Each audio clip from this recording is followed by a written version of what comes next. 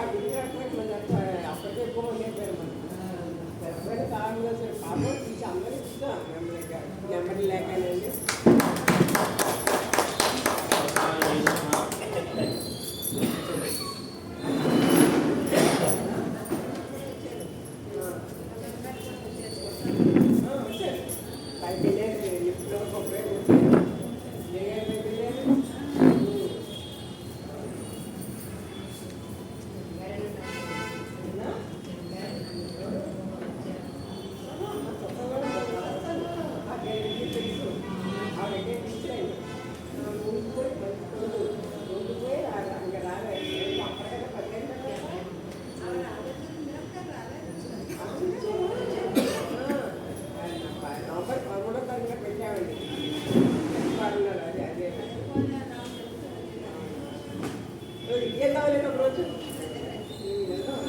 ओम स्वस्तु श्री गुरुभ्यो नमः.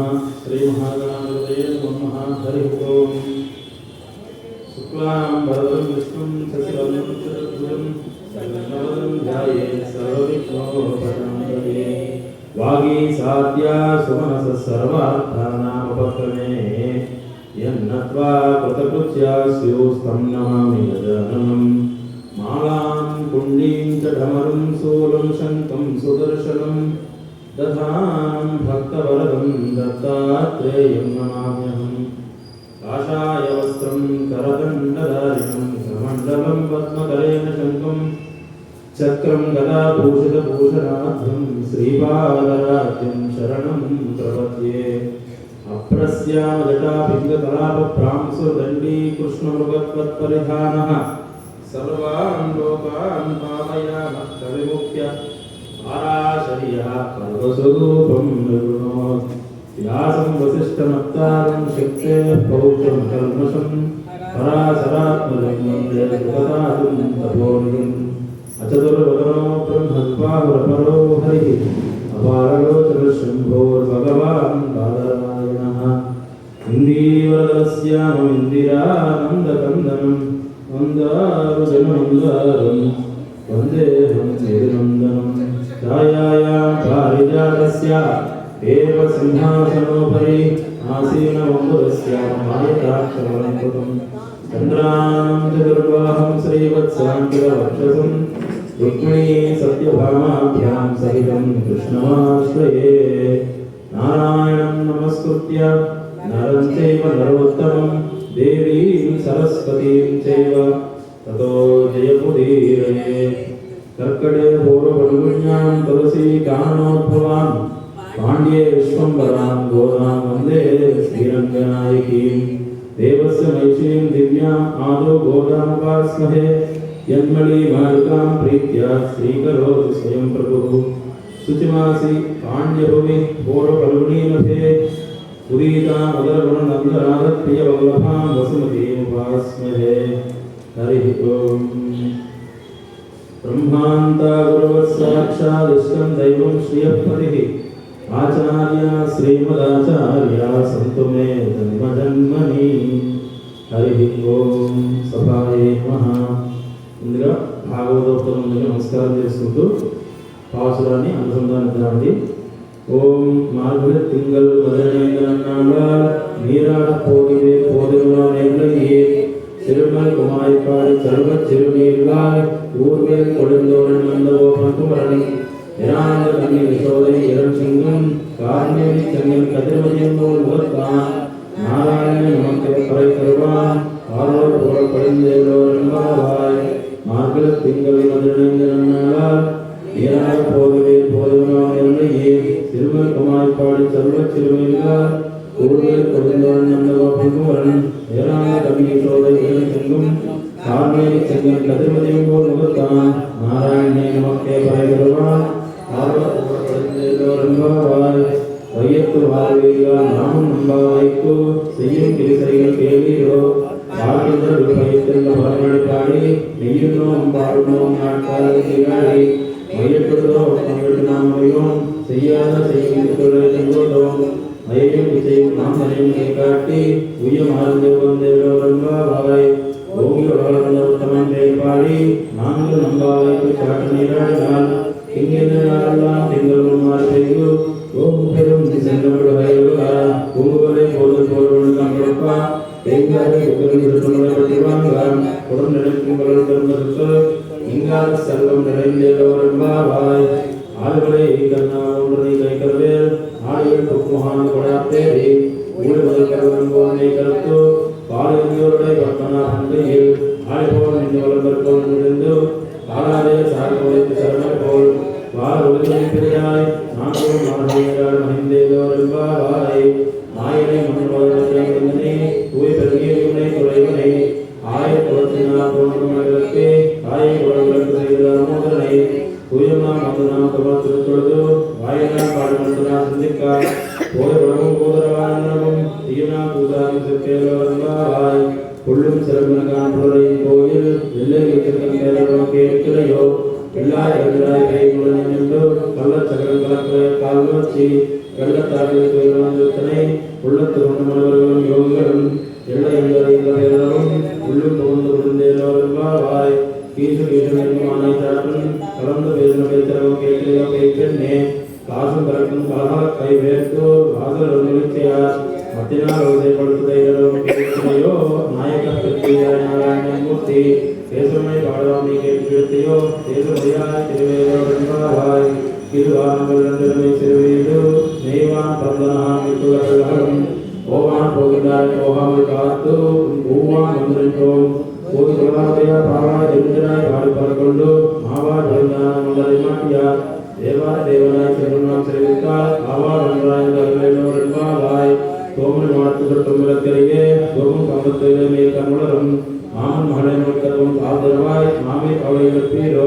உன் மகள் தான் மனையன்று செவிடோ மணந்தலோ ரொம்ப பெருந்திருப்பட்டாலோ மாமையின் மாதம் வாய்ப்புகள் என்று நாமும் பகவன் மகிழ்ந்தோ என்பாவாய் நோற்று சுவர்க்கம் பொருந்தோமனாய் மாற்றும் தாராவாசத்திரவாதார் நாட்டு துறையாய் நாராயணன் நம்மால் போட்ட பரிகரம் புண்ணியனால் வந்துள்ளால் தொற்றுத்தாவாய் வந்ததும் தோற்றுமனுக்கே வெள்ளையோ தான் சொன்னானோ நாட்டு வந்துடையா அருளமே ஏற்றமாய் வந்து திருவேலோரம்பாவாய் கற்ற கலவை கணங்கள் பலர்ந்து சிற்றாக அறுத்தரை சேர்ந்து செய்யும் குற்றமென்றில்லாத பவளத்தன் பொற்களியே குற்றவர் குழுப்பமையை போதராய் குற்றத்து தோல்வாரில்லாத வந்து என் முட்டம் புகுந்து ஒன்று மன்னம் ஏற்பாடா குற்றாக பேசாத செல்வ பெண்டாட்டி நீ எட்டே கொள்ளுவாய் கருத்திலாம் கட்டுரை கண்ணு தெருங்கி நினைத்து உடைவடையே என்று பாசுவரா நினைத்தில்லாம் சிறக்கும் நச்சலம் தங்காய் நினைத்தடைய வீடு நிர்வாசம் கடை பற்றி செலுத்தினார் தெரியங்கே கோமானை சென்றா மனக்கடியானை பாடவுனி வளர்த்திருவாய் நிறுத்தினால் எழுதியாய் இரண்டு வேலக்கும் அனைத்தெல்லாத மகிழ்ந்தேலோருங்காவாய் உளிர்பாய் கண்ணானை போலாவதனை புள்ளி கிழந்தான கீதனை பாடிப்போய் எல்லல்லாத பாவைகள் முக்கா எல்லை எழுந்திரியால் உறங்கிட்டு புள்ளும் செலுத்தல்கான முதல கண்ணனாய் புள்ளு குடலை நீராடாதே பல்லக்கிருத்தியோ பாவாய் நீ நன்னாடால் பல்லம் தகுந்த சொன்னோரும்பா யாரே உங்கள் கொடை போட்டு தட்டுவாவியல் செங்கல் நீர்வாய் நிகழ்ந்து மாங்கல்வாய் கும்பிரஹா செங்கல் கொடை கொடை தவர் செங்கல் திருக்கோயில் செங்கல்வான பகிர்ந்தார் எங்களை மூலமாக்கான் வாய்ப்பும் நங்கா எழுந்தாய் நாராயணாவுடையாய் செங்கல் சக்கர மகந்தும் கடக்கையும் பங்கை கண்ணானை பாடையவாய் வெள்ளை கலைகளை விண்ண பொருந்தியோ சின்னத்தை விண்ணை போடுகின்ற வல்லுமை கட்டளை வளர்ச்சியும் வாழ்விலும் வெள்ளி ஏகங்களை நான்யா ஒளி போதாய் எல்லா போந்தார் போதறிக்கோள் வல்லானை போன்றானை மாற்றானை மாற்றி கொள்ளானை நாயினை பாடுவாய் நாயகனாய் வந்தவர்களுடைய கோயில் காப்பானே கொடுத்தோடு தோழர்கள் காப்பானே அடிக்கவும் தாழ்வாய் பெயர் சிறுமிகளுக்கு அரைப்பறை வாய்மொழியும் நண்பர்களை வாய்மொழினான் தூய்மா வந்தோம் ஏற்பாடுவான் வாயால் மாட்டாதேமா இனி தவம் நீ கேள்வாய் நாயகனாய் வந்தவர்களுடைய கோயில் காப்பானே கொடுத்தோடு தோழவாய் காப்பானே அடிக்கவும் தாழ்வாய் பெயர் சிறுமிகளுக்கு அரைப்பறை வாய்மொழியும் நண்பர்களை வாய்மொழினான் தூய்மா வந்தோம் ஏற்பாடுவான் வாயால் மாட்டாதேமா இனி தவம் நீ கேள்வாய் அம்பரமே தண்ணீர் சோரை அருந்தையும் எம்பெருமான் நந்தகோபாலா எழுந்திராய் அம்பரநாட்கெல்லாம் கொழுந்தே குரலுக்கு எம்பெருமாட்டி சோத அம்பரத்து ஓங்கி உலகளந்த உம்பர் கோமானே உருங்க எழுந்திராய் செம்பக்கல்லடி செல்வா பலதேவா உம்பியும் நீயும் முருங்கியலோரும்பாவாய் ஆண்டா திருவள்ளுகளே சரணம்.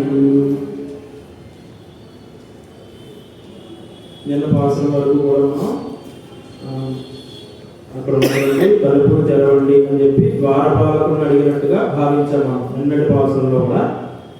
నేటి పాసరంలో ఏంటంటే లోపలికి వెళ్ళారు, అంటే లోపలికి వెళ్ళిన తర్వాత అక్కడ పరిస్థితి ఏంటన్నది అమ్మవారి మాటలో అంబరమే తన్నీరే సోరే అరందయ్యం, అంటే వస్త్రములను, అంబరమే అంటే వస్త్రములను, తన్నీరే చల్లని నీరును, సోరే అంటే అన్నము, దీన్ని విరివిగా ధర్మము అంటే దానము చేసేవాడు ఎంబెరుమాన్ మా స్వామి. ఎవరు? నందగోపాల, నందగోపాలుడు.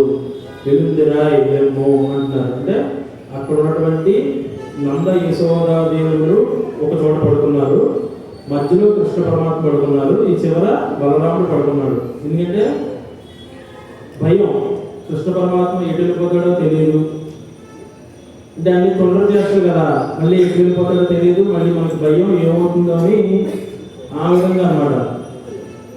వాళ్ళ మధ్యలో అలా ఉంచుకున్నారు. దానికి కారణం ఏంటంటే ఈయన మన్మథ అంటే మన్మధుడు 10,000 మంది మన్మధులైనా సరే కృష్ణ పరమాత్మ కాలి గూడికి సరిపోయాడు, అంత అందమైన వాడు. ఈయన అందరిలో కొంచెం అందం వచ్చినటువంటి ఆ ప్రజ్ఞున్నే తారాదేవి పట్టుకెళ్ళిపోయింది కదా, మరి అంతటి అందం ఉన్నటువంటి ఈ స్వామిని ఎవరు చెప్పుడు పట్టుకెళ్ళిపోతారో అన్న భయంతో వీళ్ళు అలా కాపలాగా అటు ఇటు పడుకునేవాడు. అంటే ఇందులో భావన ఏ విధంగా ఉంటుందంటే స్వామివారిని కీర్తించాలి, ఆ జ్ఞానమే మనకు ముఖ్యం. ముందు నుంచి మనం చెప్పుకుంటున్నదే స్వామివారి చరణారవింద సౌందర్యం. ఇప్పుడు ఈ యొక్క పోషణంలో కూడా స్వామివారి చరణాల గురించి, అంటే పాదాల గురించి కూడా వస్తుంది. అలాగే ఎంబెరుమాన్ మా స్వామి నందగోపాలుడు గురించి అడుగుతున్నారు. ఈయన పూర్వజంలో కశ్యపుడు, అదితి కశ్యపుడే నంద యశోదాదేవులుగా ఉన్నారు. అప్పుడు ఆ యుగంలో అప్పుడు వామనావతారంలో ఉన్నటువంటి తర్వాత వామనుడుగా వచ్చి, అంటే బలి చక్రవర్తి ఇలా తొంగి చూశాడు స్వామిని. అంత చిన్న కుక్ష రూపంలో చిన్న అప్పుడే ఉపనయనమైనటువంటి చిన్న వామనుడుగా వచ్చిన స్వామిని ఇలా చూసిన బలి చక్రవర్తి అంతంతా అలా ఎదిగిపోయిన తర్వాత ఎదుగుతున్నప్పుడు త్రివిక్రముడు అయ్యాడు. ఆ విధంగా వామనుడు త్రివిక్రమావతారంగా పొందినటువంటి ఆ కశ్యప పద్ధతులే వాళ్ళే నంద యశోదాదేవులుగా మారారు. దానికి కారణం ఏంటంటే 2 రకాలు ఉంటాయండి, జ్ఞానము, భక్తి. పరిపూర్ణమైనటువంటి జ్ఞానం కలగడం లేదు, భక్తి అనేది గొప్పది, అంతకంటే గొప్పది. ఎందుకంటే మనకి ఇక్కడ దేవకి వసుదేవులు ఉన్నారు, వాళ్ళకి పరిపూర్ణమైన జ్ఞానం ఉంది.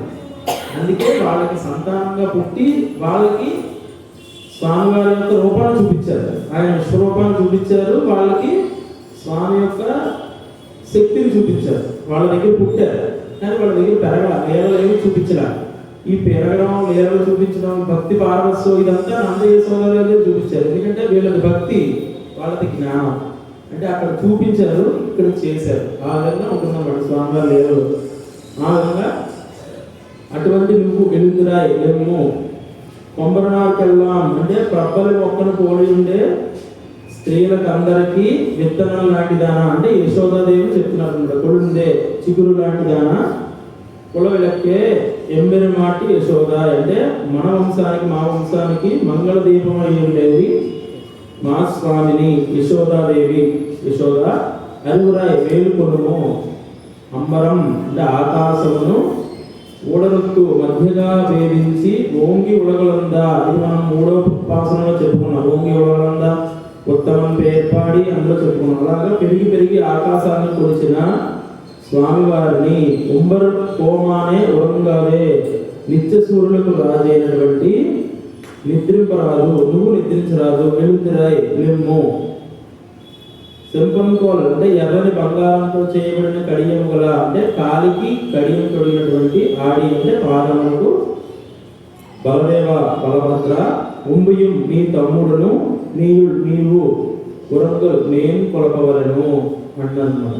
అంటే ఈ పాసంలో అర్థం ఏంటంటే క్రితం జన్మలో రాముడు, లక్ష్మణుడు, భరతుడు, శత్రుఘ్నుడు పుట్టినప్పుడు రాముడికి లక్ష్మణుడు అనేక సఫలాలు చేశాడు, మన అందరికీ తెలుసు. అంటే ఈ పాద సేవ చేయడం కూడా అందులో ఒక భాగమే. అటువంటి రామ పరమాత్మకి తర్వాత జన్మలో కృష్ణ పరమాత్మ అవకాశం వచ్చినప్పుడు నేరుగా అంటే స్వామివారు హరి పాదాలు అంటే మనం ముందు నుంచి చెప్పుకుంటున్నాము, మాకు హరియే ముఖ్యము, హరినామస్మరణ ముఖ్యం. అంటే ఇప్పుడు మనకి మరి మేము కోరుకున్నామంటే మాకు ఇలాగా ఉద్యోగం రావాలనో, బంగారం కావాలనో, బంగారం కావాలనో కోరుకుంటారు కదా. అవేమేమన్నా హరినామస్మరణ ఒకటే అంటే కుదరదు, అవి కావాలి, హరినామస్మరణ కూడా కావాలి. ఎందుకంటే మన ధర్మాన్ని మనం చేయడానికి ఇవి కావాలి కాబట్టి ఈ విధంగా మనం ముందుకు వెళ్ళాలి. అంటే అడిగిన వారికి లేదనకుండా ఇందులో అర్థం ఏంటంటే అన్నము కానీ, లేదంటే మంచి నీరు కానీ, లేదంటే వస్త్రములు కానీ ఇచ్చేది లేవా అని అమ్మవారు చెప్తున్నారు. అంటే స్వామివారు భగవద్గీత చెప్పారు, మా అందరికీ తెలుసు, కృష్ణ పరమాత్మ. అమ్మవారు చెప్పిన ఈ పాసురాన్నే భగవతీ గీత అంటారన్నమాట, శాస్త్ర ప్రమాణం. ఆ విధంగా కృష్ణుడు మన్మథ అంటే మనస్సునే మదించేవాడు అని అర్థం. మన్మథ స్వరూపం కృష్ణ పరమాత్మ. అందుకే అంతటి పరమశివుడు కూడా కృష్ణ పరమాత్మ యొక్క ముగ్ధ మోహన రూపానికి తప్పించిపోయి ఒక గోపీశ్వరి రూపంలో జన్మించాడు. అందుకే ఇప్పటికీ బృందావనంలో గోపీశ్వరి ఆలయం ఉంటుంది, అక్కడ నిత్యం అర్చన జరుగుతుంటుంది.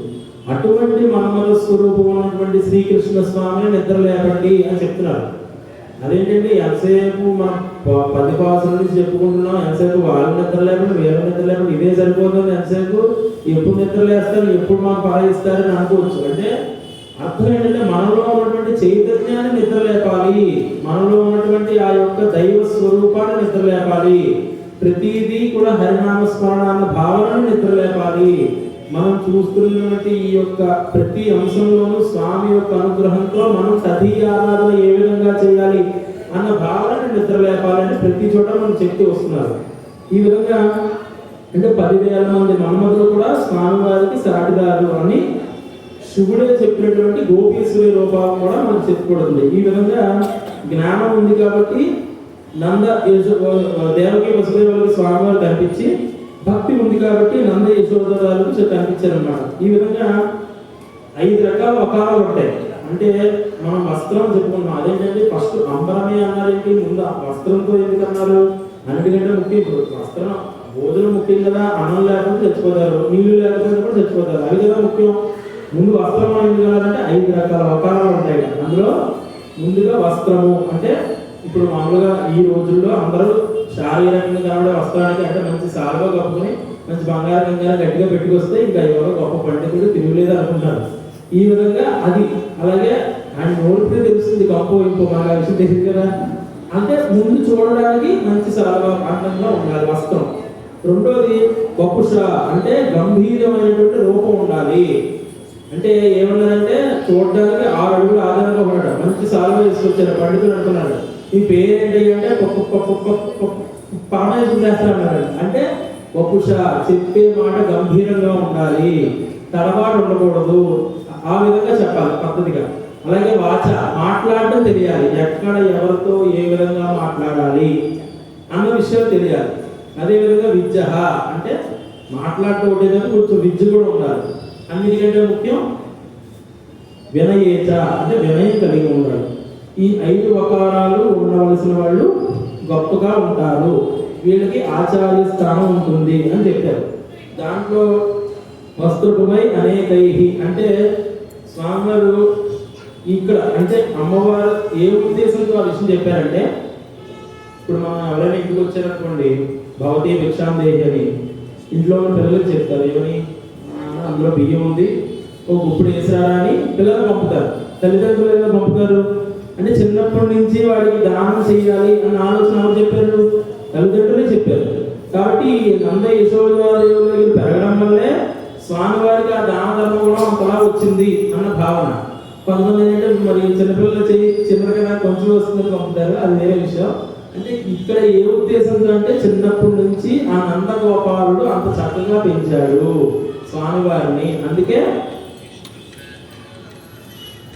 స్వామివారికి ఆ విధమైనటువంటి అవకాశం వచ్చింది. అంటే ఇక్కడ ఏ విధంగా అర్థం చేసుకోవాలంటే స్వామివారు ఎప్పుడు కావాలంటే అప్పుడు, అంటే ఆ అవసరాన్ని బట్టి ఆర్తిగా అడిగినప్పుడు, ఎవరికి ఆ పాంచాలి అమ్మవారికి ఆ సభలో అన్యాయం జరుగుతున్నప్పుడు ఆర్తిగా అడిగినాడు.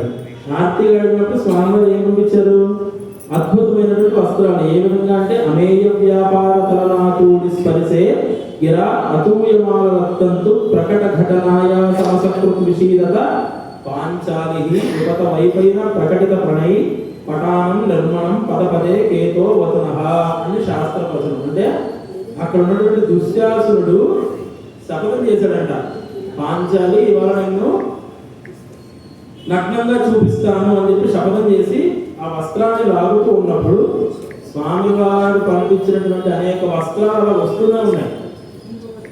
అంటే శపథం చేసినటువంటి ఆ శపథానికి భగ్నం ఏ విధంగా కలిగిందంటే ఆ వస్త్రాన్ని లాగుతూనే ఉన్నాడు దుశ్శాసనుడు. వాడికి అంత కనబలం ఎన్ని రాజులు అలా వస్తూనే ఉన్నాయి. అప్పుడు ఏం జరిగిందంటే అక్కడ ఉన్నటువంటి స్త్రీలందరూ ఉంటారు కదా, వీళ్ళందరూ చూస్తున్నారు అనమాట. ఆ వస్త్రాలు ఎంత అందంగా ఉన్నాయి, ఎంత అద్భుతంగా ఉన్నాయి, అసలు ఇటువంటి వస్త్రాలు మేము ఇప్పటివరకు చూడనే లేదు. ఒక్కొక్క వస్త్రం కూడా అసలు చందన బ్రదర్స్ బొమ్మన బ్రదర్స్ కూడా ఇంక డిజైన్ లేవు, అద్భుతం. అంటే ఇటువంటి అద్భుతమైన వస్త్రాలు ఇప్పటివరకు చూడలేదని ఆశ్చర్యపోతూ ఎన్ని అయితే అంటే గొప్పగా ఉన్నటువంటి ఆ వస్త్రాలు అన్నింటినీ కూడా అక్కడ ఉన్న స్త్రీలందరూ ధరించారట. ఆ విధంగా ఈవిడికి జరగాల్సిన అవమానాన్ని పరమాత్మ వాళ్ళకే జరిగేలా చేసి అక్కడ ఉన్నటువంటి వాళ్ళందరూ కూడా, అంటే ఇంక దుశ్శాసనుడు లాగి తన బలం సరిపోక కింద పడిపోయినప్పుడు దుశ్శాసనుడు చేసినటువంటి ఆ శపథాన్ని భగ్నం చేయడమే కాకుండా అక్కడ ఉన్నటువంటి వాళ్ళందరి పళ్ళకి నగ్నత్వం వచ్చిందట. అంటే అందరూ పక్కపక్క నవ్వారు. ఆ నవ్వడం వల్ల పళ్ళు తెరుచుకుంటాయి. ఆ విధంగా నగ్నత్వం ఆ పళ్ళకి వచ్చింది అన్న భావంతో చెప్పారనమాట. ఈ విధంగా స్వామివారు ఒక చోట వస్త్రం ఇచ్చారని, అలాగే తన్నీరే అంటే అంబరమే అనే పదానికి జ్ఞానం అని కూడా చెప్తారు. అలాగే తన్నీరే అంటే నీటి గురించి ఏ విధంగా చెప్తారంటే యుద్ధం మధ్యలో ఉన్నప్పుడు అక్కడ ఉన్నటువంటి అశ్వాలకి దప్పిక కలగడం వల్ల స్వామివారు ఆ అశ్వాలన్నింటికి దప్పిక కలుగుతోంది, అర్జున ఇంక నేను ఇప్పుడు యుద్ధం చేయను, వీటికి నీరు ఏర్పాటు చేయాలి ఖచ్చితంగా అని చెప్పి స్వామివారు వాటికి నీరు ఏర్పాటు చేసి, అంటే ఏ విధంగా అంటే ఇప్పుడు మామూలుగా మనం ఎక్కడో తిరుపతి లైన్లోనో ఎక్కడో ఉన్నాం అనుకోండి, చిన్నపిల్లలు నీరు అడిగితేనే చెప్పేది కొట్టు తర్వాత ఇప్పుడు కాదు అంటాం. కానీ అశ్వాల దప్పిక కూడా తెలుసుకుని వాటికి కూడా సపరేలు చేసినటువంటి మహానుభావుడు అటువంటి స్వామిని, అంటే ఆ వాటి దాహార్తిని కూడా తీర్చినటువంటి పరమాత్మని. అలాగే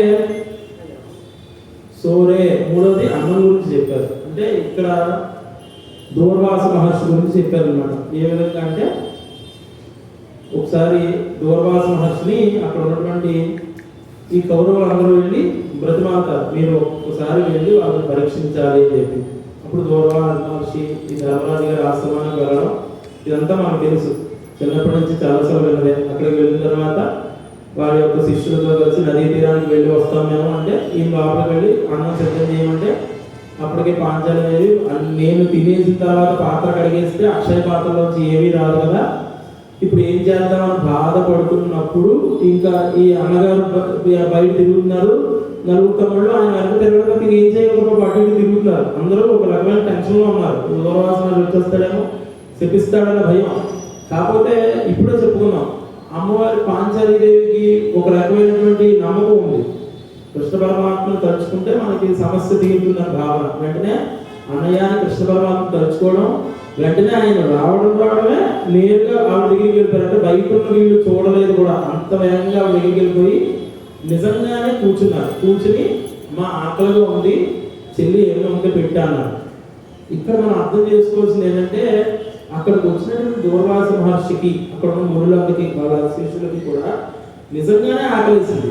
ఏదో కౌరవులు చెప్పారు కదా అని, దుర్యోధనుడు చెప్పాడు కదా అని పరీక్షిద్దామని వచ్చేప్పటికీ వాళ్ళకి ఆ సమయంలో నిజంగానే ఆకలిసింది. ఆ ఆకలి ఏ విధంగా అంటే భగవంతుడికి జగత్తుకి సంబంధించినటువంటి విషయంగా మనం భావించాలి. ఇక్కడ భగవంతుడి స్వరూపం ఎవరు? కృష్ణ పరమాత్మ. ఎప్పుడైతే ఆయన ఆకలి తీరుతుందో జగత్తులో ఉన్నటువంటి అందరికీ ఆకలి తీరుతుంది. ఈ విధమైనటువంటి భావన మనకు రావాలి. అందుకే కృష్ణ పరమాత్మ నిజంగానే ఆయనకి ఆకలేసి అక్కడ కూర్చున్నప్పుడు ఒకసారి ఆ పాత్ర తేరమా చూస్తాను నేను అంటే, నేను మరీ అంత చిన్నపిల్లగా అనుకుంటున్నా, నేను శుభ్రంగానే కడుగుతాను పాత్రలన్నీ, నిజంగానే ఏమీ లేవు అందుకంటే ఒకసారి తీసుకురామా చూస్తానంటే, చూస్తే అందులో శాఖామృత అంటే ఒక్క మెతుకుకి చిన్న ఆకు తగిలి ఉంటుంది. అది తీసుకుని ఇదిగో ఉంది కదమ్మా ఇంత లేదంటావే అని చెప్పి కళ్ళగద్దులు నోట్లో వేసుకునేసరికి అంటే అన్నం పరబ్రహ్మ స్వరూపం అని అక్కడ తెలిసింది మనకి. ఎప్పుడైతే ఆయన నోట్లో వేసుకున్నారో అక్కడ ఉన్నటువంటి దూర్వాస మహర్షికి వాళ్ళ శిష్యులందరికీ కూడా తేనుగులు వచ్చేంత విధంగా కడుపు ఉబ్బరం అయిపోయి, అంటే కడుపు నిండిపోయినప్పుడు ఏ విధమైనటువంటి భావన ఉంటుందో ఆ విధంగా వాళ్ళందరికీ అయిపోయింది. ఆ విధంగా వాళ్ళందరూ అయిపోయినప్పుడు దూర్వాస మహర్షి అనుకుంటున్నారు, ఇప్పుడు మనల్ని పిలిస్తే మనం వెళ్తే మనం తెలియదు పరిస్థితి, అలా అని వెళ్ళకపోతే అవమానం జరుగుతుంది, ఏం చేద్దాం అనుకుంటున్నప్పుడు వాళ్ళు పిలవడానికి వస్తుంటే పక్క నుంచి వెళ్ళిపోతాందే మనకు అప్పుడే గౌరవం దొరుకుతుందని వెళ్ళిపోతూ ఉంటే, వెళ్ళిపోయేటప్పుడు దూరం నుంచి చూస్తున్నారు ఆశ్రమాన్ని. దూర్వాస మహర్షికి తెలుసు, అది చూస్తూ ఉంటే ఆయన కృష్ణ పరమాత్మ కనిపించారు. అక్కడ కృష్ణ పరమాత్మ కనిపించేసరికి యోదేవో అప్పుడు చెప్పారనమాట, నాకు గతంలో జరిగింది కానీ దూర్వాస మహర్షికి జరిగింది కదా, జరిగినా కూడా నేను మళ్ళీ వచ్చాను, నాదే తప్పు స్వామి. యోదేవో మునిచే క్షుదాక్షుదావా యతృప్త్యా మునివృత్తిమాన్ తస్యైతం నిజ జగదంతరాత్మభావం అని వ్యాకృతి పదమపి గోపవం. అంటే గోపీశ్వరుడైనటువంటి నీ పాదాలకు నేను నమస్కారం చేసుకుంటున్నాను. ప్రతి వారి యొక్క అంటే అగ్ని అంటే జఠరాగ్నిలో ఉన్నటువంటి క్షుదారూపంగా ఉండే క్షుదావాన్ నీకు అంటే భగవంతుడికి జగత్తుకి ఉన్న సంబంధం నాకు ఇక్కడ తెలుస్తోంది. అందుకే ఇక్కడ మూడు చెప్పారు మనకి. అంబరమే అంటే ఆకాశం అని అర్థము, అలాగే వైకుంఠం అని అర్థం. అంటే వైకుంఠం ముందు నుంచి మనం చెప్పుకుంటుంది ఏంటి? పరై. మనకు వైకుంఠాన్ని ఇచ్చేవారు ఎవరు? కృష్ణ పరమాత్మ. అందుకే అలాగే అంబరం అంటే ఆ ఉద్దేశంలో, అలాగే తన్నీరే అంటే యథార్థ జ్ఞానాన్ని మనకి ఇచ్చేటువంటి స్వామి. అంటే ఇక్కడ జ్ఞానం ఏ విధంగా వస్తుందంటే ఇక్కడ జలాన్ని తీసుకున్నారు. ఏ విధంగా అంటే ఆకాశ గంగని తీసుకున్నారు అన్నమాట. ఎందుకంటే ఇందులో ఉంది ఓంగి ఉలహలంద ఉత్తమం పేరుపాడి. ఏ విధంగా అంటే వామనుడు ఏ విధంగా అయితే ఎదిగాడో అటువంటి స్వామిని మేము కొలవడానికి వచ్చాము. అంటే ఇక్కడ మనకి మొత్తం 5 పాసురాల్లో మొట్టమొదటిగా అంటే నందగోపాలంలో ఉన్నటువంటి నందగోపాలని అంటే ఆచార్య స్వరూపంలో ఉన్న ఆయనని మొత్తం ఈ తిరుప్పావై పాసురంలో ఒక 5 పాసురాల్లో పొగడడం జరుగుతుంది. అలాగే ఆయనకి సంబంధించి విశేష పర్యాయ పదాలను వాడడం జరుగుతుంది. ఈ 1, 16, 17, 18, 21 ఈ పాసురాల్లో స్వామి అంటే ఓన్లీ నందగోపాల గురించే చెప్పడం జరుగుతుంది. ఆయన యొక్క అంటే ఆయన గుణగణాలు బాగుండడం వల్లే కృష్ణ పరమాత్మ ఇంత మంచిగా పెరిగాడు. అంటే తల్లిదండ్రులు బట్టి మన పిల్లలు ఉంటారు కదా, ఈ విధంగా జరుగుతుంది అనమాట. ఆ విధంగా నందగోపాలుని ఆచార్య స్థానంలో కొలవడం వల్ల అంటే మేఘం ఏమి ఆశించకుండా వాన పడుతుంది కదా, వాన పడినప్పుడు మేఘం ఏమైనా ఆశిస్తుందా? అలాగే ఈ ఆచార్యులు కూడా మనకి జ్ఞానం అనే ధారని మనకి ఇస్తారు, ఏమి ఆశించకుండా అన్న భావంలో. అంటే అందమైన, పం అంటే పరమాత్మ, అందమైనటువంటి ఆ పరమాత్మ. ఆకాశం అంబరమే ఆకాశం, తన్నీరే అంటే దీన్ని ఉపాయము ఉపేయము అని చెప్తారు కదా, దీన్ని ఒక ఉపాయంగా చెప్పారు. అంటే ఇప్పుడు మనం ప్రత్యక్షంగా స్వామివారిని చెందాలంటే మనకి ఏదో ఒక రూపం కావాలి మన కళ్ళ ముందు. అది పూజో, వ్రతమో, హోమమో, యజ్ఞమో, యాగమో, ఏదో ఒక దానమో మన కళ్ళ ముందు కనబడితేనే ప్రత్యక్షంగా దాన్ని మనం నమ్మగలిగే స్థితిలో ఉన్నాం. కాబట్టి దాన్ని మనకి తన్నీరే అన్న భావనలో చెప్పారు. అదేవిధంగా సోర్ అంటే పరమ పురుషార్థము అని దీని అర్థం. అందుకే అన్నం పరబ్రహ్మ స్వరూపం అందుకే అంటారు. అన్నాన్ని ముందు పెట్టుకుని మిగిలిన విషయాలు ఏం మాట్లాడకూడదు. అంటే ఇప్పుడు ఎవరో స్వామికి వచ్చారనుకోండి మన ఇంటికి, ఆయన ఎలా కూర్చున్నారు, ఇక్కడ మిగిలిన కూర్చున్న వాళ్ళందరూ ఒకరికొకరు మాట్లాడుకుంటూ గుసగుసలు ఆడేశారు అనుకోండి, అది ఆయన్ని కించవచ్చినట్టే కదా. అది అదే విధంగా అన్నాన్ని ముందు పెట్టుకుని ఎప్పుడు మిగిలిన విషయాలు మాట్లాడకూడదట. అందుకే అన్నం తినేటప్పుడు ఏమీ మాట్లాడకూడదని మన పెద్దలు చెప్తారు. దాని అర్థాన్ని చెప్పలేదు కానీ వాళ్ళు ఈ విధంగా చెప్పారు, అన్నం తినేటప్పుడు మాట్లాడకూడదు అని చెప్పారు. ఎందుకు మాట్లాడకూడదు? అన్నం పరబ్రహ్మ స్వరూపం. అన్నాన్ని నువ్వు అంటే నువ్వు దాన్ని కించపరిస్తే అది శపిస్తున్నాడు. ఏమని? నాకు వీడు విలువ ఇవ్వట్లేదు కాబట్టి వీడికి నేను ఇంకా దక్కను అంటే నన్ను పరిపూర్ణంగా వీడు తినలేని పరిస్థితి వీడికి వస్తుంది. ఏవైనా జరగచ్చు. ఏ షుగర్లు బీపీలు వచ్చేసి ఇప్పుడు తినలేకపోతారు కదా, అదే పరిస్థితి. అదే వాడు అవడానికి కోటీశ్వరుడు ఏమన్నా కూడా పంచపక్ష ఫలాలను కనీసం 2 కూరలు ఇస్తున్నాడు. ఎందుకు అంటే అటువంటి శక్తి అన్నానికి ఉంటుంది కాబట్టి దాన్ని ఎప్పుడు కించపరచకూడదు, అన్నం తినేటప్పుడు మాట్లాడకూడదు అని పెద్దలు చెప్పారు అన్నమాట. ఈ విధంగా పరమ పురుషార్థమైనటువంటి అంబరమే తన్నీరే సోరే అరంజయ్యం ఇటువంటివన్నీ అంటే ఆ పాంచాలికి ఆ వస్త్రధారణ సమర్పించడం ఇవ్వడం కానీ, లేదంటే అక్కడ ఉన్నటువంటి ఆ అశ్వాలకి దప్పికి తీర్చడం కానీ, ఇటువంటి మునీశ్వరులకి దూరవాసం ఇటువంటి వాళ్ళందరికీ అన్నం గురించి తెలియడం గురించి కానీ ఇటువంటివన్నీ కూడా అరంజయ్యం అంటే ఆలోచించకుండా దాన ధర్మాలు చేసేటువంటి నందగోపాలుడా అంటే వాళ్ళ నాన్నగారు కీర్తించి ఆ తర్వాత నందగోపాలుడు సరే వెళ్ళండి అన్నట్టుగా తలూపినట్టుగా వీళ్ళు భావించి యశోదాదేవి దగ్గరికి వచ్చారు. యశోదాదేవిని ఏ విధంగా కీర్తించారంటే మంత్రము అన్న భావంతో కీర్తించారు. మనకి మొత్తం 4 రకాలు ఉన్నాయన్నమాట. అంటే మంత్రము, మంత్రార్థము, ఆచార్యుడు, మంత్రము, మంత్రార్థము, మంత్రార్థ సారము. ఇవి అంటే ముందు మనం ఆచార్యులు చెప్పినటువంటి మంత్రం ముందు మనం చెప్పుకున్నాం. ఆచార్యులు 3 రకాలు ఉంటారు. ఉత్తారకులు, ఉపదేశకులు, ఉద్దేశులు అని 3 రకాలు ఉంటారని చెప్పుకున్నాం మొన్నటి భాషలో. ఆ విధంగా ఆచార్యులు చెప్పినటువంటి మంత్రానికి అంత శక్తి ఉంటుంది అన్నమాట. అంటే ఇక్కడ మంత్రము అన్న భావన యశోద అన్నారు. ఎందుకంటే యశస్సుని ఇచ్చున్నది అంటే స్వామివారు ప్రత్యక్షంగా చైతన్య స్వరూపము అంటే ముఖారవింద సౌందర్యము అద్భుతమైనటువంటి యశస్సు గలవారు అని చెప్పారు. అంటే ఇక్కడ అర్థం చేసుకోవాల్సింది ఏంటంటే మనం అద్భుతమైనటువంటి కొంబరనార్కెళ్ళాం అంటే కొడుందు కొడవలెక్కే ప్రబ్బలి మొక్కల పోలుండు స్త్రీలకందరికీ.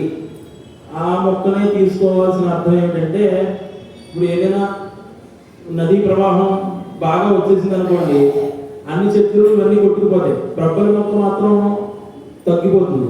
ఈ నదీ ప్రవాహం వెళ్ళిపోయిన తర్వాత మళ్ళీ నిలబడుతుంది అన్నమాట. అంటే ఎక్కడ మంచిగా ఉండాలి, ఎక్కడ కరెక్ట్గా ఉండాలన్న స్వభావం కలిగిన అద్భుతమైనటువంటి తీగ వంటి దాన, లతలు వంటి దాన. అంటే ఇక్కడ మామూలు చెట్టుని తీసుకోలేదు, తీగని తీసుకున్నారు, అంటే లతలను తీసుకున్నారు. అంటే నందగోపాలుడిని ఆశ్రయంగా చేసుకుని బాగా ఎదిగినటువంటి లేత తీగ వంటి దాన. అంటే ఒక నందగోపాలుడు అనే ఆయనతో ఉండడం వల్ల నీకంత యశస్సు వచ్చింది. అటువంటి యశస్సు గల నీవు కొందా అంటే ఇప్పుడు మన గోదాదేవి ఉందండి. గోదా అంటే జ్ఞానాన్ని ఇచ్చినది, యశోద అంటే యశస్సుని ఇచ్చినది. ఈ విధంగా మనం అర్థం చేసుకోవాలి. ఈ విధంగా కొందా అంటే మంత్రం ద్వారా మనం స్వామిని చేరవచ్చు. లోకాలన్నీ కొలిచినటువంటి ఆ స్వామిని ఉత్తమం పేర్పాడ అటువంటి ఉత్తమమైనటువంటి స్వామిని మనం చేరవచ్చు.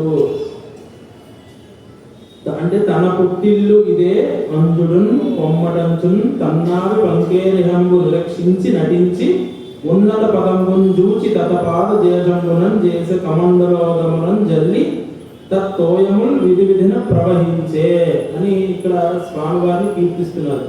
యశోదాదేవి కూడా, యశోదాదేవి గురించి చెప్పుకోవాలంటే మనం మరలా భరతుడు ఏ విధంగా మనకి ముందు మనం చెప్పుకున్నామో మునివరుగలం యోగిగలం అంటే ఎటువంటి మునీశ్వరుడు స్వరూపమో ఈవిడ కూడా అంత శక్తివంతమైనటువంటి మునీశ్వర స్వరూపం అన్నమాట. భరతుడు ఒకసారి శత్రుఘ్నుడికి మందర కనిపిస్తుంది అడవిలో.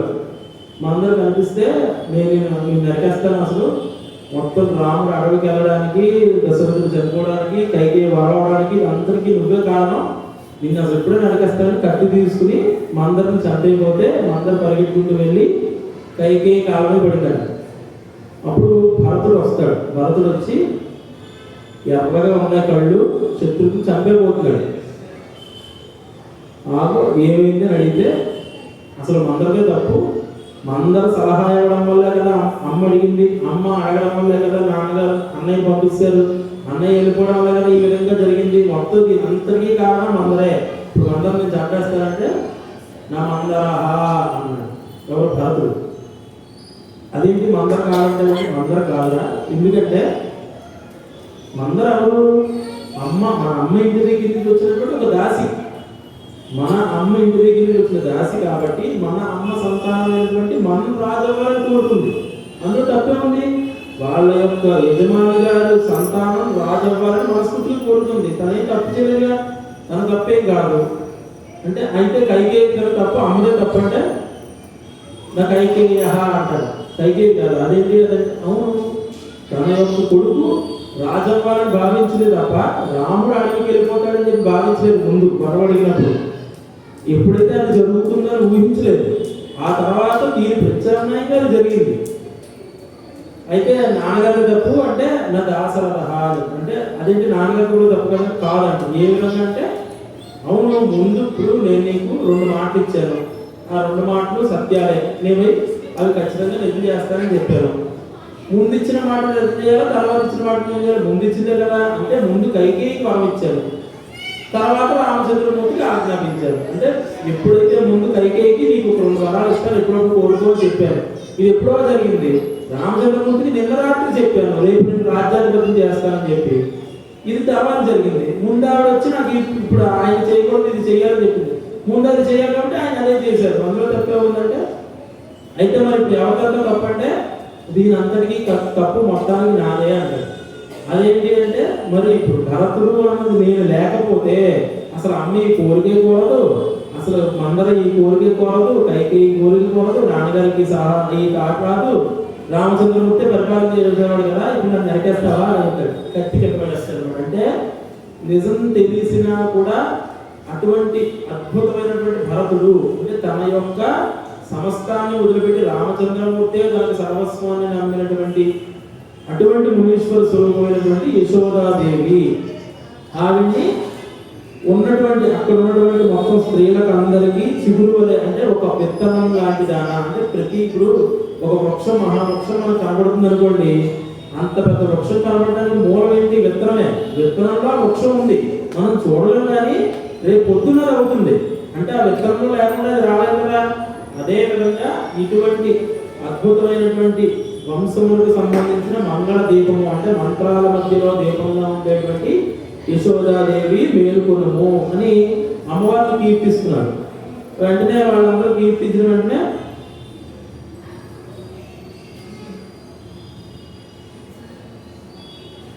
ఏ విధంగా కీర్తిస్తున్నారంటే మళ్ళీ స్వామివారి దగ్గరికి వద్దాం. సేచనము అంటే చిలకరించుట అని అర్థం. అంటే నీళ్లు చిలకరించడం అంటే ఇప్పుడు మనం స్వామివారికి ప్రోక్షణ చేస్తాం ఒక్కసారి. అంటే ఎలా చెప్పాలంటే అనంతపద్మనాభ స్వామి గుడికి వెళ్ళారండి ఎప్పుడైనా?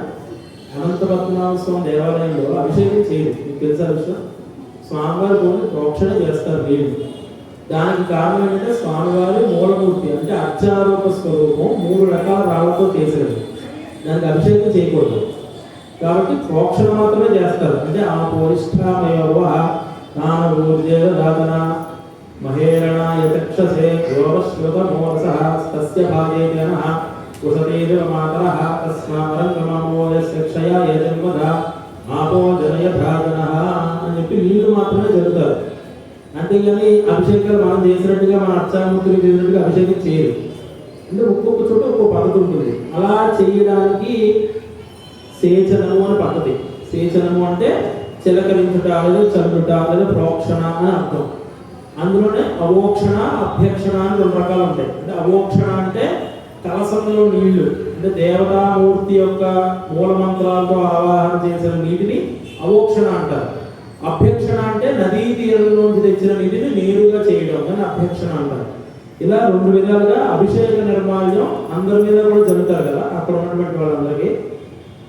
వామనావతారంలో స్వామివారు ఓగి ఉడహలంద ఉత్తమం వేర్పాడి అంటే ఇంతింతై ఒడుడింతై అని చెప్పుకున్నాం కదా మనం. ఇంతింతై ఒడుడింతై మరియు తానంతై నవోది వీధి పైనంతై తోయ మండల ప్రభాతలమున కల్లంతై ప్రభారాశి పైనంతై చంద్రుడు తంతై ధ్రువుడి పైనంతై మహర్వాడి పైనంతై సత్య పదోన్నతుడు గంచు బ్రహ్మాండమంత సంపత్తి అని చెప్పి స్వామివారు అంచెలంచెలకు ఎదిగిపోయారు. మనందరికీ ఆ విషయం తెలుసు. ఆ విధంగా ఎదుర్కొన్నప్పుడు అక్కడ ఉన్నటువంటి బలి చక్రవర్తి గారి కొడుకు ఆయన వచ్చారంట, నముచి. ఆయన వచ్చి ఇది అన్యాయం, ఇది ఏమన్నారంటే 8 మాయం 8 మాయం ఎన్న బలమిందన్ మన్నమే కొండలావిన్ మన్ను నౌచి ఉలత్తయో మిన్ను ముడియానే అచ్చో వచ్చో వెంగళ ఎన్నవై అచ్చో వచ్చో అన్నారు. అంటే నువ్వు అడిగినప్పుడు ఏమన్నావయ్యా, చిన్న 3 అడుగులు ఉన్నాయా అని అడిగావు. నువ్వేమో మరి ఇప్పుడు ఎంత అయిపోయి మా నాన్నగారిని ఇలా చేస్తే ఇది అన్యాయం కదా, నేను ఒప్పుకోను అని చెప్పారంట. ఎందుకంటే మా నాన్నగారికి 3 అడుగులు ఇస్తా అన్నారు. 3 కాకపోతే నువ్వు 30 తీసుకో ఇప్పుడు, అంతేగాని ఈ విధంగా ఇలా మాయ చేయకూడదు, ఇది తప్పంటే ఏంటో తప్పు, నేను ఏం చేశాను, మీ నాన్నగారు నాకు దార ఇచ్చారు, దార ఇచ్చిన ఆనందంలో నేను ఉన్నాను. ఇప్పుడు నువ్వు చిన్నప్పుడు పుట్టావు, చిన్నప్పుడు ఎంత ఉన్నావు, ఇంత ఉన్నావు, ఇప్పుడు ఎంత ఉన్నావు, 8 అడుగులు ఉన్నావు. అంటే ఇప్పుడు నువ్వు ఎదగడం తప్ప మోసం, ఇది మాయా అంటే అది మనిషి శరీర తత్వం. ఇది నా శరీర తత్వం. నేను ఆ దార తీసుకున్న ఆనందంలో, ఇప్పుడు చూడండి మనకి ఏదైనా మంచి ఆనందం కలిగే విషయం కలిగిందనుకోండి, వాడు ఉబ్బిపోతాడు మనిషి, బలగడ అయిపోతాడు. ఆ మంచి ఆనందంలో మొహం కలవచ్చే వాళ్ళు ఆగైపోయిన ఫీలింగ్ కలుగుతుంది. అంటే అటువంటి విధంగా ఉబ్బిపోయారు ఆయన. నేను నాకు ఆనందం కలిగినప్పుడు నేను ఇంత అయ్యాను, ఇందులో నా తప్పే ఉంది అంటే నేను ఇది నమ్మనంటే నిజంగానే నువ్వు బలిచక్రవర్తి కొడుకుపోయినారని అడిగాను. అదేంటంటే అలాంటి కళ్ళు ఎర్రబడిపోయి కోపంతో పెడతాడు. అదేంటి అలా అంటారు, మరి మీ నాన్నగారు దానం చేసినప్పుడు ఆ దానం నేను ఇవ్వను, ఆ దానానికి నేను ఒప్పుకోను అని నువ్వు ఎలా చెప్తావు? దానానికి ప్రతీకైనటువంటి బలిచక్రవర్తి గారు కొడుకు ఈ విధంగా మాట్లాడు కదా అని అడిగారట. వెంటనే ఏమన్నాడో తెలియక నమ్మించి అలా నిలబడిపోయేసరికి ఈయన వెంటనే మనం ముందుగా చెప్పుకున్నటువంటి విధంగా రవిబింబము భూమి పాత్రము ఛత్రంపై శిరోరత్నమై శ్రవణాలంకృతి అయి, అంటే ముందుగా ఈయన బాగా ఎదుగుతున్నప్పుడంట రవిబింబం శిరోరత్నం అంటే on the head over the head అంటారు. అంటే శిరోరత్నం అంటే శిరస్సు మీద ఒక రత్నంగా కనిపించిందట. ఎవరు? సూర్యుడు. అలా ఇంకొంచెం ఎదిగేసరికి ఛత్రంపై గురువుగా కనిపించిందట. ఇంకొంచెం వెళ్ళినప్పుడు శిరోరత్నమై అంటే శిరస్సుకి ఒక రత్నంగా కనిపించిందట. ఇంకొంచెం స్వామి ఎదిగినప్పుడు శ్రవణాలంకృతమై అంటే చెవికి గుద్దులో కనిపించిందట. ఎవరు? సూర్యభగవానుడు. ఇంకా కొంచెం వెళ్ళినప్పుడు కళాభరణమై అంటే మెడలో ఆభరణం లాగా, సౌవర్ణ కేయూరమై ఆ తర్వాత కొంచెం అంటే ఇక్కడ ఉదరంలో దగ్గర ఆభరణం లాగా, చెవి కంకణమై తర్వాత కంకణం లాగా, ఇంకా కటిస్థలయ్యి నుదుగంటయ్యి నూపుర ప్రభంపై అంటే మోకాల కింద వరకు వచ్చేసిన తర్వాత కాళ్ళకి పెట్టే గజ్జల్లాగా పదపీఠమై కాళ్ళ కింద పీఠంలాగా వటుడత బ్రహ్మాండము నిండుతో. అంటే ఇక్కడ మనం అర్థం చేసుకోవాల్సిన భావన ఏమిటంటే సూర్యుడు అక్కడే ఉన్నాడు, ఆయన ఏం కదల్లా. కాకపోతే పరబ్రహ్మ స్వరూపం తెలిసేసరికి ఆయన స్థితి ఏమిటంటే ప్రపంచానికి విశ్వానికి చాటి చెప్పారనమాట. అంటే ఇప్పుడు మనకు అర్థమయ్యే భాషలో చెప్పాలంటే ట్రైన్ వెళ్తూ ఉందనుకోండి, చెట్టు మన పక్కన మనతో వచ్చేస్తుంది అనుకుంటాం, మనతో రావు, అక్కడే ఉంటాయి, మనమే ముందుకెళ్తాం. అదేవిధంగా ఈ విశ్వంలో ఉన్నటువంటి ప్రతిదీ దాని స్థానంలో ఉంది. కానీ స్వామివారు మాత్రం అంత ఎత్తు ఎదిగి ఆ యొక్క 3 అడుగులు తీసుకున్నారు. అప్పుడు అక్కడికి బ్రహ్మదేవుడు వచ్చారనమాట. బ్రహ్మదేవుడు వచ్చి నదీ తీర్థము అంటే ఉన్న తన దగ్గర ఉన్నటువంటి శక్తిని అంతా ఉపయోగించి ఒక నీటి ప్రవాహాన్ని తన కమండలంలో సృష్టించి, ఇప్పుడు మనం చెప్పుకున్నాం సేచనము అంటే ఆయన ఎంత నీటిని చేసినా ఆ పాదాలు కడిగేంత శక్తి రావట్లే ఆయనకి, అంత పెద్ద పాదాలు అన్నమాట. అప్పుడు స్వామివారు చూసి బ్రహ్మగారి పరిస్థితి అర్థం చేసుకుని కటిస్థలమై అంటే తన యొక్క బటన ఈ యొక్క చిగురు చివరిలో ఆ సత్యలోకం దగ్గర అంటే అతల వితల సుతల తలాతల రసాతల పాతాల సప్తపాతాల లోకాలు భూలోక భువర్లోక సువర్లోక తపోలోక జనలోక సత్యలోకం లాస్ట్లో, ఆ సత్యలోకం చివరిలో ఇలా అనగానే అక్కడ బ్రహ్మాండం ఉదరం అంటే బ్రహ్మాండం బయట ఉన్నటువంటి నీటి ధార ఆపకుండా స్వామివారి పాదాల మీద పడిందట. అలా పడుతూ ఉన్నప్పుడు బ్రహ్మగారు ఆ కాళ్ళని కడిగారట స్వామివారివి. అప్పుడు వామనుడు త్రివిక్రమయ్యాడు, అంటే త్రివిక్రమ స్వామిగా మారాడు వామనుడు. అప్పటి వరకు ఉన్నటువంటి చిన్నపిల్లాడి స్వరూపం కాస్త త్రివిక్రమ స్వరూపంగా మారి స్వామివారు ఎప్పుడైతే బ్రహ్మగారి చేతిలో కాళ్ళు కడిగించుకున్నారో బ్రహ్మ కడిగిన పాదము బ్రహ్మము తానే పాదము అని అన్నమాచార్య చెప్పారు మనకి. అందులో ఏమైనా చెప్పారు, చలగి వసుడు కొలిచిన నీ పాదము రవితలము పిన పాదము. అలాగే మొదటి దాంట్లో అంటే బలి యొక్క శిరస్సు మీద పెట్టినటువంటి పాదము కామిని పాదము కడిగిన పాదము పాముదల నిడిన పాదము. అంటే మొదటి దాంట్లో ఏం చెప్పారు, రామావతారం గురించి చెప్పారు. కామిని పాపము కడిగిన పాపము అంటే అక్కడ ఉన్నటువంటి రామావతారంలో. తర్వాత పాము తల పాదము కాళీ మీద నాట్యం చేసినటువంటి పాదము. ఇటువంటి పాదము ప్రేమతో శ్రీ సతి పాదము అంటే లక్ష్మీదేవి ప్రేమగా స్వామివారికి పిసికే పాదము. అంటే ఇప్పుడు ఎవరు ప్రెసిడెంట్ అనుకోండి, భక్తులు పిసుకున్నారు. ఈ విధంగా అటువంటి అద్భుతమైన పాదాలని నేను పరమ యోగులకు పరిపరి విధముల పరము నొసగడి నీ పాదము.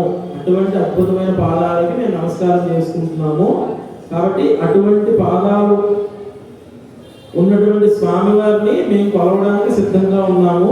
కాబట్టి నిద్ర లేవవలసింది అని నంద యశోదాదేవులకు అడిగిన వెంటనే పక్కన ఉన్నటువంటి స్వామివారే అనుకున్నారు. ఇదంతా అయిన తర్వాత తీరా అప్పుడు చూసేసరికి ఎర్రటి కంకణం కనిపించిందట.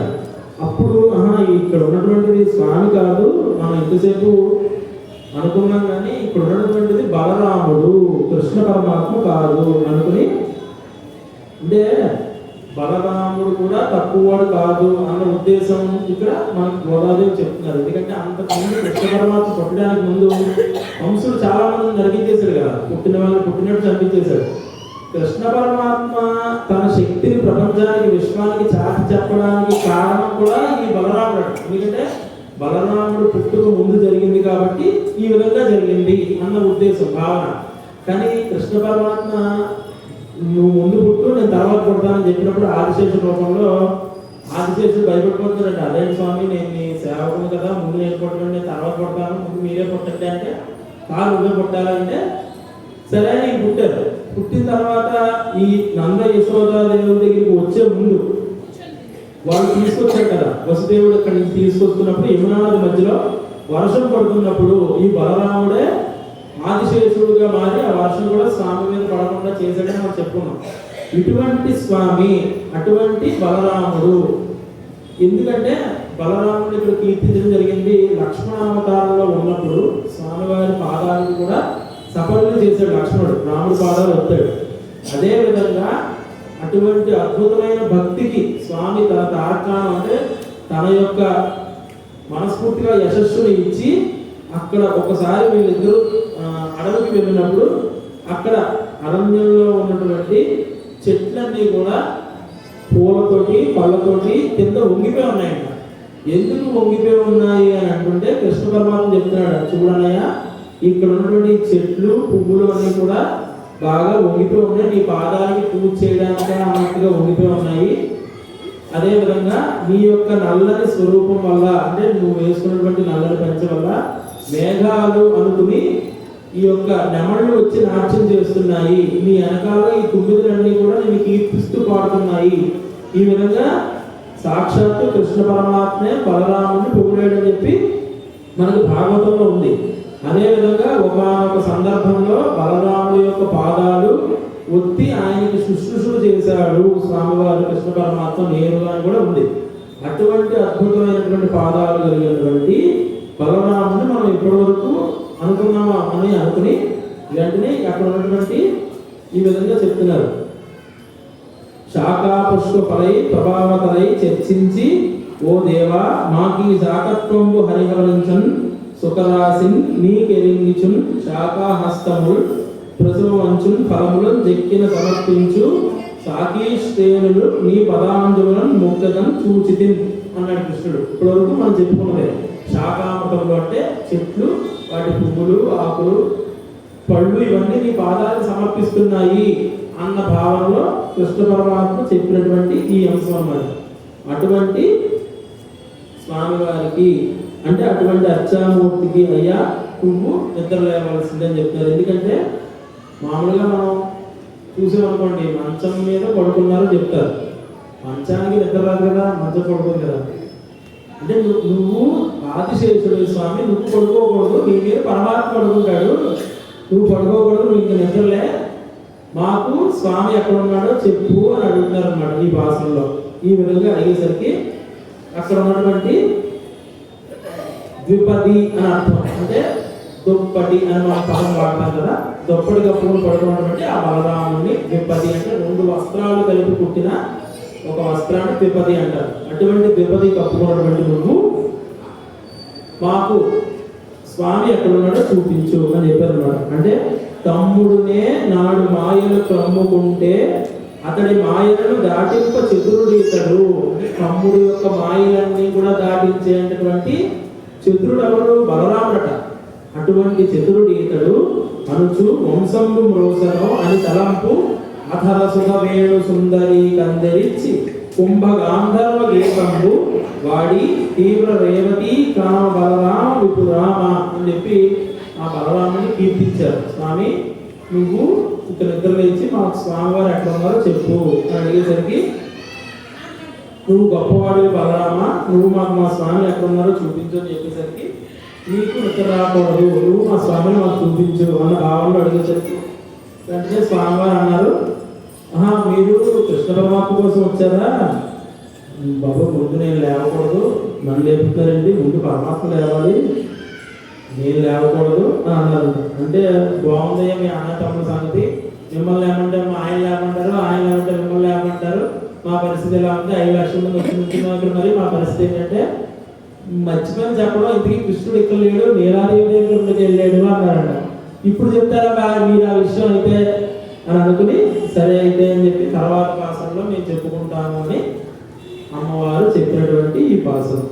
ఓం అంబరమే తన్నీరే సోరే అరంజయ్యం ఎందిరమా నందగోపాల எழுந்திராய் கொம்பரனாக்கெல்லாம் கொள்ளுந்தே எம்பரனாட்டி சோதாய் அருளாய் அம்பட மூலத்து ஓங்கி வளர்ந்தா கும்பர் கோமானை உடங்க எழுந்திராய் செம்மக் கல்லடை எல்வா பலதேவா உம்பையும் நீயும் முருகேரோ நிற்பாவாய் ஆண்டாள் திருமகளே சரணம் ஸ்ரீயகாந்தாய கல்யாண தயேன தயேர்த்தினாம் श्रीवेंद्र निवासाय श्रीनिवासाय मंगलम श्रीमत्ये विष्णुदत्ताय मनोनंदन हेतवे नंदनंदन सुंदरी गोदाये नित्य मंगलम श्रीमते रमया मातृ मुनीन्द्राय महात्मने श्रीरंगवासिने भूया नित्यश्री नित्य मंगलम ज्योतिष्ठ मालिका बंधा गंध वंदन विष्णवे विष्णुदत्त तनूजाय गोदाये नित्य मंगलम मातुदा गिंजनत्राण वद्ध कंकणवाणये विष्णुदत्त तनूजाय गोदाये नित्य मंगलम मंगलाशासन परे मदाचार्य पुरोगमै सर्वैश्च पूर्वे आचार्ये सकृतायास्तु मंगलम हरि सर्वोत्तम वायु जीवोत्तम जय श्रीमन्नारायण.